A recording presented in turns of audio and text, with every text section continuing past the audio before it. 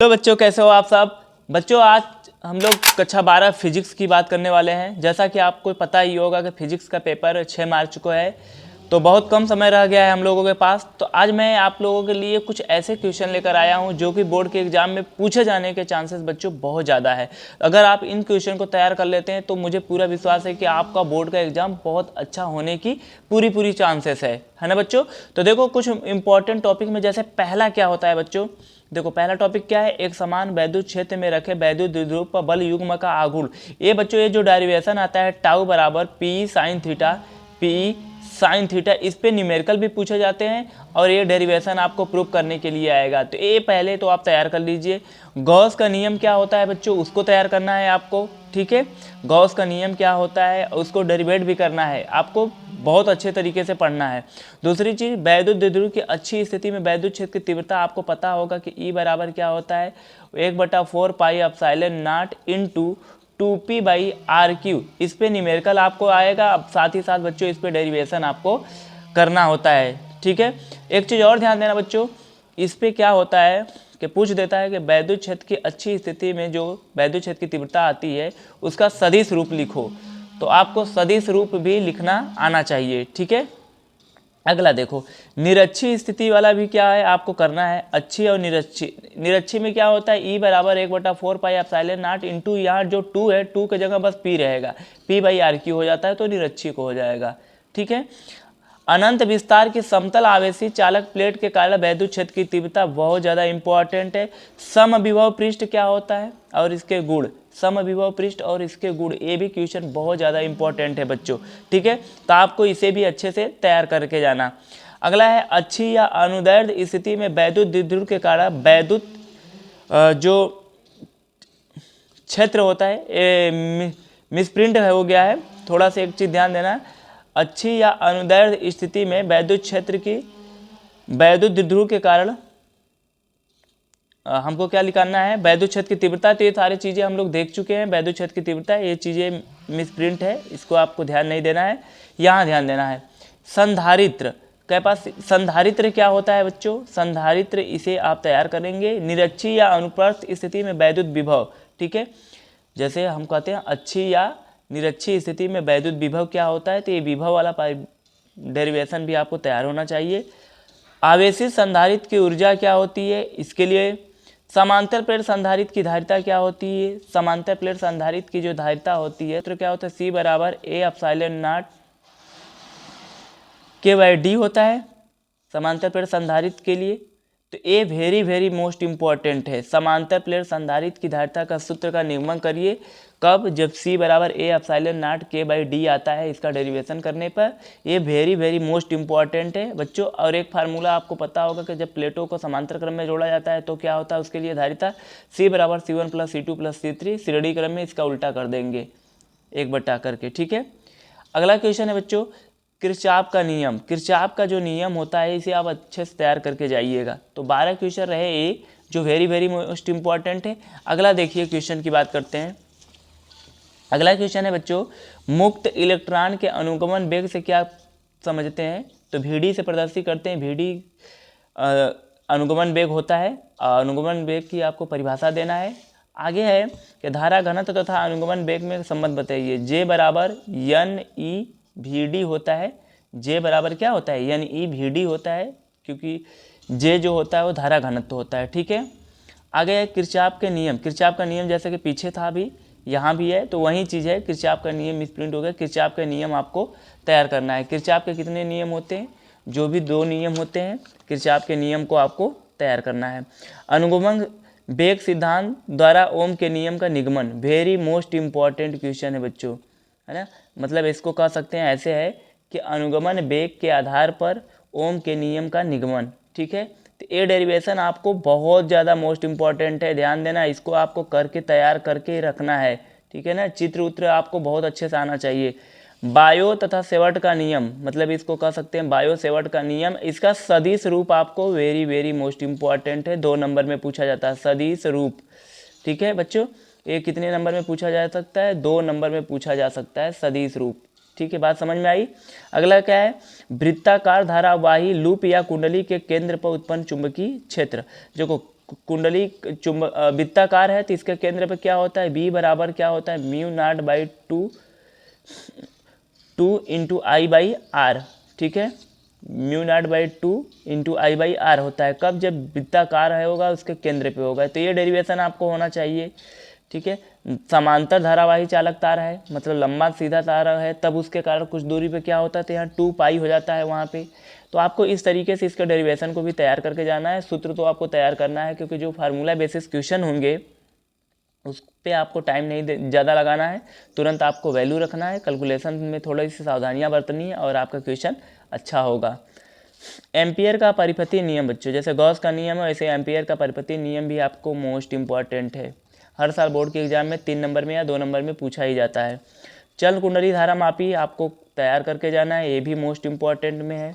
चल कुंडली धारा, देखो दिक्कत यहाँ पे होती है कि अगर ये ऐसे क्वेश्चन दे दिया कि इसका ऑप्शन में नहीं, जैसे अथवा करके नहीं दिया रहेगा, तब आपको इसको करना बहुत ज़्यादा कठिन हो जाएगा अगर आप तैयार करके नहीं जाएंगे।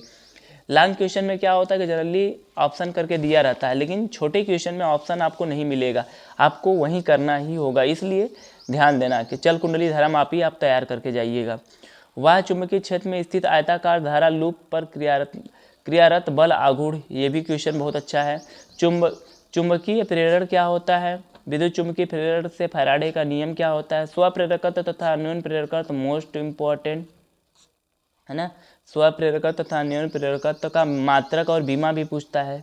ठीक है ना यहाँ बच्चों, मात्रक और बीमा भी पूछता है आपसे, तो ये भी क्वेश्चन बहुत ज़्यादा मोस्ट इम्पॉर्टेंट है। आगे ध्यान देना, श्रेणी अनुनादी परिपथ क्या है, श्रेणी अनुनादी परिपथ क्या है, याद रखना आपको ये तैयार करके जाना है। क्या होता है इसके लिए, जैसे एक देखो यहाँ पे आता है ना, यहाँ पे एक फार्मूला आता है कि अनुनाद की स्थिति में क्या होता है, आवृत्ति तयब बराबर 1/2 पाई इंटू रूट में एल इंटू सी होता है। तो ये भी आपको डेरिवेशन याद होना चाहिए। और श्रेणी अनुनादी परिपथ क्या होता है, समांतर अनुनादी परिपथ क्या होता है, इन दोनों में अगर 1-2 अंतर पूछ दिया तो आपको वो अंतर भी पता होना चाहिए।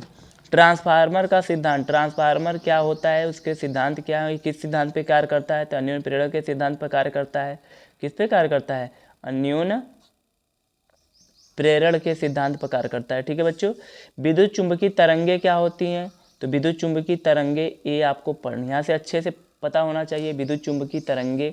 और यहाँ पर ध्यान देना, इस चैप्टर से जैसे कुछ छोटे छोटे क्वेश्चन आते हैं कि जैसे कह सकते हैं हम लोग बच्चों, जैसे इस टाइप के क्वेश्चन अगर आ गए हैं इससे विद्युत चुंबकीय तरंगों से कि बताओ निम्न, जैसे कुछ तरंगों का नाम दे दिया, जैसे सूक्ष्म तरंगे, अवरक्त तरंगे, पराबैंगनी तरंगे, एक्स तरंगे, इनका एक एक उपयोग लिखो, है ना। तो इस तरीके से अगर क्वेश्चन आएगा तो वहाँ पर थोड़ा सा आपको तैयार करके जाना। जैसे सूक्ष्म तरंगों का जो उपयोग होता है वो कहाँ पर होता है, तो विमान संचालन रडार प्रणाली में होता है। अवरक्त तरंगों पौधशाला जो होती है उसमें पौधों को सूचित, जो मतलब हम कह सकते हैं पौधशालाओं में पौधों को तापमान देने के लिए, मतलब ऐसे कर सकते हैं ताप देने के लिए। तो इसी तरीके से आपको पराबैंगनी और एक्स किरणों का भी तैयार करके जाना है। विद्युत चुंबकीय तरंगों में से छोटे छोटे तरंग, जो भी तरंग होती हैं उनको उपयोग याद करना है। ठीक है, अगला देखो, मैक्सवेल का विद्युत चुंबकीय तरंग सिद्धांत क्या है, ये आपको अच्छे से तैयार करना है। एम्पियर का नियम क्या होता है, एम्पियर का नियम।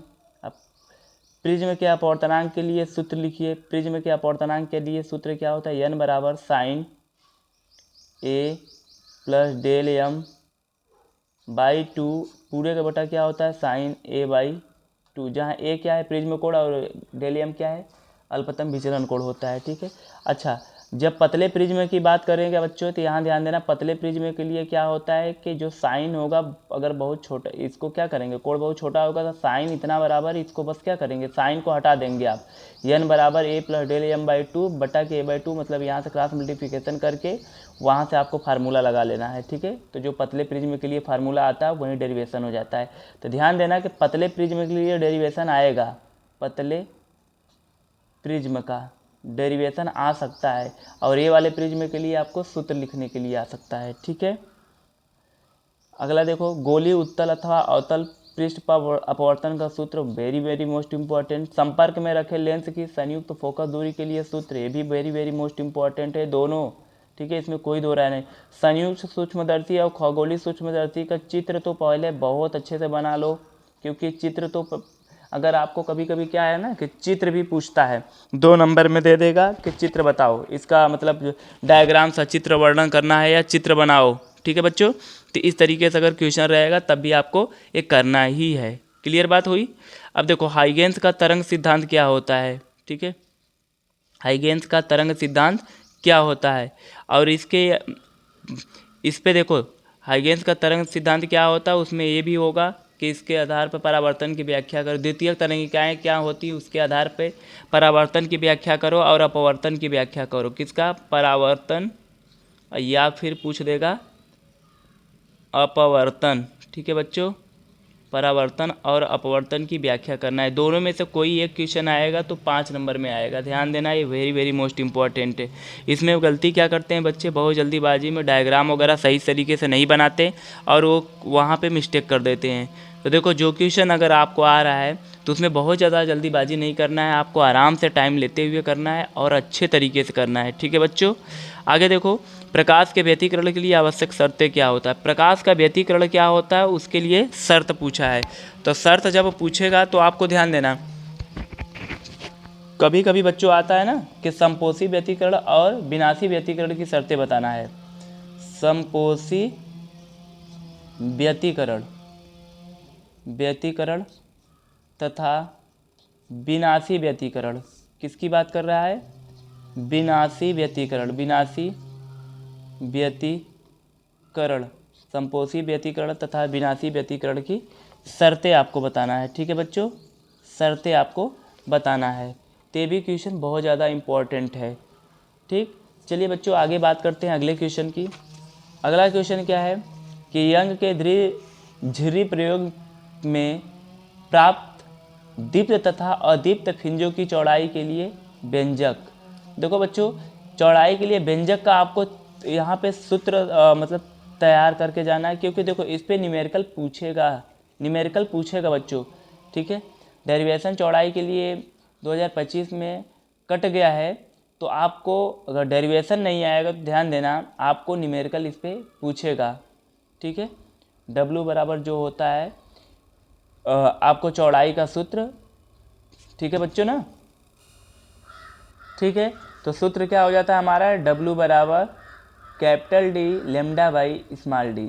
इस पे आधारित जो भी न्यूमेरिकल आएंगे आप लोगों को छोड़ना नहीं है, कर लेना है। ठीक है ना बच्चों, ये क्या होता है झुर्रियों के बीच की दूरी, और ये क्या होता है कैपिटल D जो होता है पर्दे के बीच की दूरी होता है, लेमडा क्या होता है तो उसका तरंग दैर्ध्य होता है। ठीक, ये क्या होता है स्लिट से इसके बीच की जो पर्दे के बीच की दूरी होती है उसको नहीं जो कैपिटल D होता है बच्चों, ये स्लिट जो झुर्री होती है स्लिट होती है, इससे पर्दे के बीच की दूरी को कैपिटल D कहते हैं और इन झुर्रियों के बीच की दूरी को स्मॉल d कहते हैं। ठीक है, ये ध्यान देना। आगे ध्यान देना, एक पतली झुर्री द्वारा एक वर्णीय प्रकाश के विवर्तन प्रतिरूप प्राप्त करने का आरेख बनाइए तथा केंद्रीय उच्चिष्ट की कोणीय चौड़ाई का सूत्र लिखिए। इसको आप मोस्ट इंपॉर्टेंट में कर लो और इसमें बहुत ज़्यादा वर्क करने की ज़रूरत नहीं है, बहुत आसान है बच्चों। ठीक है, कोणीय चौड़ाई के लिए ध्यान देना कि इस तरीके का डायग्राम आप ज़रूर बनाना। कैसे, जैसे देखो तरंगे ऐसे ऐसे हैं। ठीक है, अब यहाँ पे इस तरीके कर लेना, मुख्य उच्चिष्ट हो गया, इसके तरफ प्रथम निम्निष्ट होगा और क्या होगा प्रथम निम्निष्ट होगा, यहाँ पे क्या होगा गौड़ उच्चिष्ट होगा।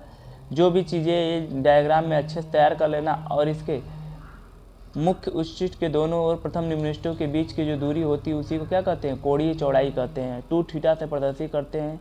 ठीक है, तो इस तरीके से आपको अगर पूछा जाएगा कोणीय चौड़ाई का सूत्र, तो कोणीय चौड़ाई के लिए बच्चों इस डायग्राम को बनाना। ठीक है ना, आपको इस डायग्राम को बनाने के बाद ही करना है सालो। समझ में आ रहा है ना मेरी बात? ठीक, चलो आगे देखो बच्चों, आगे क्या है देहली आवृत्ति तथा कार्यफलन। इस पे आपको टिप्पणी लिखने के लिए आएगा। टिप्पणी क्या होता है बच्चों, मतलब इसका देहली आवृत्ति क्या होती है और कार्यफलन क्या होता है, निम्न को परिभाषित करो, ऐसे पूछ सकता है ना। देहली तरंग दैर्ध्य क्या होता है, देहली आवृत्ति क्या होती है, देहली तरंग दैर्ध्य तो बोला मैंने, कार्यफलन क्या होता है। ठीक है, इस तरीके से क्वेश्चन आपको करने के लिए आएंगे, देखने के लिए पेपर में मिलेंगे। आगे देखो बच्चों क्या है प्रकाश विद्युत कार्यफलन। देखो वही चीज़ आ गया ना, कार्यफलन वही चीज़। आइंस्टीन द्वारा प्रकाश विद्युत प्रभाव की व्याख्या कीजिए। आइंस्टीन द्वारा प्रकाश विद्युत प्रभाव की व्याख्या कीजिए। द्रव्य तरंगे क्या है, डी ब्रोगली समीकरण लिखिए।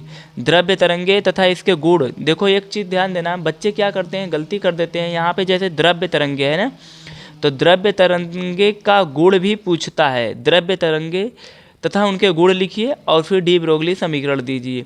ऐसे करके अगर क्वेश्चन आएगा तो आपको पहले द्रव्य तरंगे लिखना है, फिर उनके गुण लिखना है। और द्रव्य तरंगे जनरली बहुत सारे बच्चे क्या करते हैं, इसको सही तरीके से नहीं तैयार करके जाते हैं, तो आपको द्रव्य तरंगे एकदम अच्छे से तैयार करना है और उसके गुण भी, ठीक है। रदरफोर्ड का परमाणु मॉडल, बोहर का परमाणु मॉडल, समस्थानिक क्या होते हैं, जिनका परमाणु क्रमांक समान और परमाणु भार भिन्न भिन्न होता है, समस्थानिक कहलाते हैं। सौर ऊर्जा का मुख्य स्रोत क्या है, नाभिकीय संलयन है, ठीक है ना। सौर ऊर्जा का स्रोत क्या है, नाभिकीय संलयन। द्रव्यमान क्षति क्या होती है, नाभिकीय विखंडन क्या होता है, नाभिकीय संलयन क्या होता है, ठीक है ना बच्चों। नाभिकीय विखंडन और नाभिकीय संलयन याद रखना, संलयन ये दोनों क्या होता है, पूछा जाता है आपसे बोर्ड के एग्जाम में।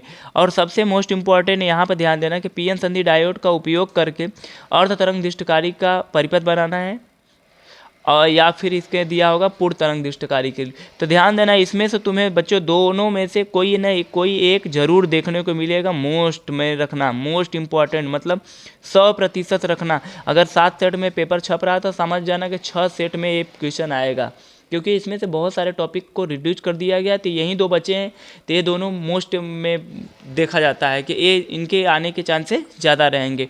एक और बात ध्यान देना कि ये जो सूत्र होता है कि F/L बराबर दो समांतर धारावाही चालक के बीच जो बल लगता है, F/L बराबर μ0/2 पाई इंटू I1 I2/R।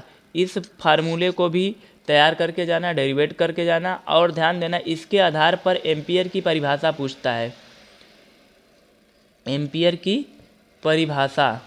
इतनी बात समझ में आई बच्चों, एम्पियर की परिभाषा। तो ये सारे चीज़ आज जो मैंने बताया, ये सारे बोर्ड के एग्ज़ाम के लिए पूछे जाने के लिए बहुत ज़्यादा अच्छे क्वेश्चन हैं बच्चों, तो इन्हें आप अच्छे से तैयार करके जाइएगा।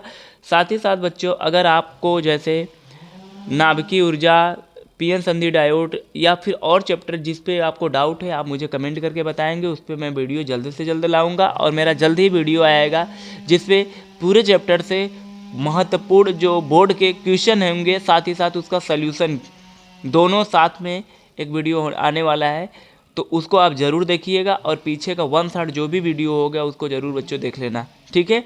चलिए मिलते हैं अगले वीडियो में बच्चों, तब तक के लिए धन्यवाद। अच्छे से रहिए, अपना ध्यान दीजिए और पेपर को मस्ती से कीजिए, ठीक है। Take care.